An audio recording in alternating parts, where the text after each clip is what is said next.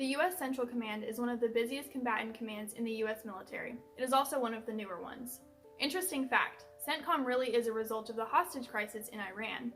In 1979, Iranian militants overthrew the Shah of Iran and he fled to the United States in order to gain asylum. In November of that year, militants stormed the U.S. Embassy and took 52 American diplomats hostage and held them for 444 days. In March, then-President Jimmy Carter established the Rapid Deployment Joint Task Force as a response.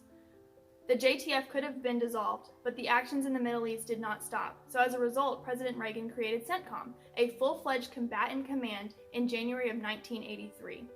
CENTCOM's area of operations runs from the Pakistani border with India to Egypt's border with Libya. In the 1980s, the command faced operations in Lebanon, the Iran-Iraq War, and the mining of the Persian Gulf. During the 1990s, Iraq occupied Kuwait and the United States put together a coalition to drive Iraq from that country. In January 1991, the CENTCOM-led coalition attacked and liberated Kuwait. Through the rest of the decade, the command contained Iraq and worked with allies and partners in the region to minimize Iranian adventurism and track the growth of extremist groups.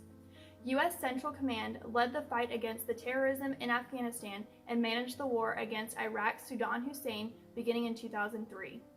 Today, the U.S. Central Command, CENTCOM, at MacDill Air Force Base in Tampa, Florida, is one of the largest military coalitions in U.S. history.